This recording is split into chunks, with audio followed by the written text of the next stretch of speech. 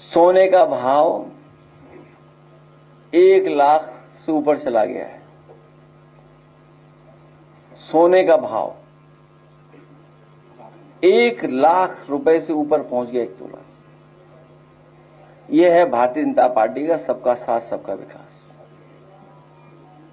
आप सोचिए, गरीब परिवार में अगर कोई शादी हो तो अपने परिवार की बेटी के लिए एक सामान भी खरीद करके गरीब परिवार का सदस्य नहीं दे सकता।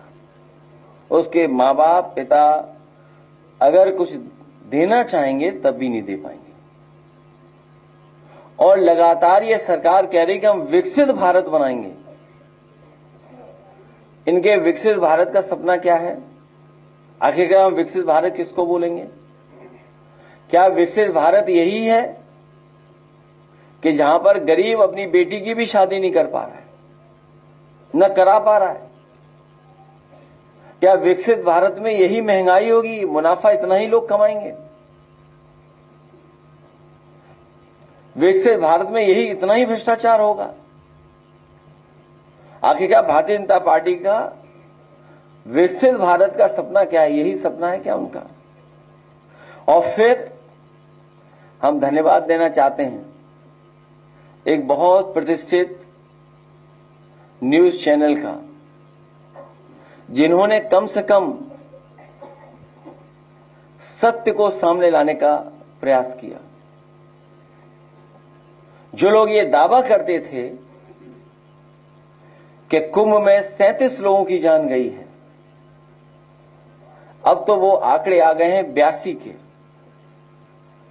और सरकार अभी भी छिपा रही होगी, अभी भी सच्चाई नहीं सामने आई है। और सरकार क्या कर रही थी? मुआवजा न देना पड़े इसलिए आंकड़े छिपाना, और वो लोग कुछ दावा न करें, मुआवजे की मांग न करें, उसके लिए घर घर जाकर के पैसे दिए गए। आखिरकार ये पैसे किसने दिए थे जो दिए जा रहे थे?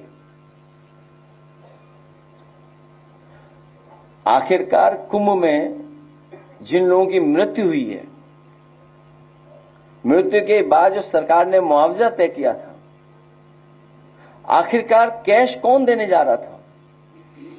ये कैश किसका था? और अगर वो नहीं दे पाए वहां पहुंच करके उस परिवार में, तो आखिरकार वो नकदी वापस किसको मिल गई? जो लोग ऐसे पवित्र काम में झूठ बोल सकते हैं, वो किसी भी आंकड़े में झूठ बोल सकते हैं। मैंने सवाल पूछा कि जो 37 का आंकड़ा बता रहे थे, अब 82 का आंकड़ा हो गया है। अगर हमारे ये सब पत्रकार निकल पड़े, जिस तरीके से उस बड़ी संस्था ने, प्रतिष्ठित संस्था ने रिसर्च करके, समय लगा करके, रिस्क लेकर के ये आंकड़े सामने लाने का काम किया है, अगर ये हमारे साथी भी निकल पड़े तो सरकार की पूरी पोल खुल जाएगी। सरकार कहीं मुंह दिखाने लायक नहीं बचेगी। ये कैश आया कहां से जो दिया जा रहा था? हमारे बहुत सारे साथियों पे जांच हो जाती है, आप पे भी कईयों पे छापा पड़ जाता है। ये कैश आया कहां से? और जिनमें वो कैश वितरित हो पाया है, जहां मान लीजिए वितरित नहीं हो पाया, वो कैश वापस गया किसके हाथ में? नकदी कैश आप दे कैसे सकते हैं? किस नियम के तहत आप नकदी दे रहे हैं?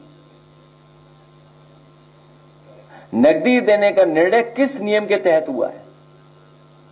नकदी का वितरण किसके आदेश पर हुआ है? वितरण तो बताया, भूल जाइए कि वितरण क्या हुआ, चलो किसी को कुछ पहुंचा। आखिर किसके आदेश पर हुआ है? ये कौन है जो नकदी बंटवा रहा है? क्या नकदी बांटने में अनियमितताएं नहीं हुई होंगी? जो वापस आया होगा, जो देने गए वो अपनी जेब में रख लिया होगा। और मृत्यु के कारण भी नहीं बता रहे हैं लोग। आखिर क्यों सरकार कर रही? इन सवालों से सरकार क्यों बचना चाहती है?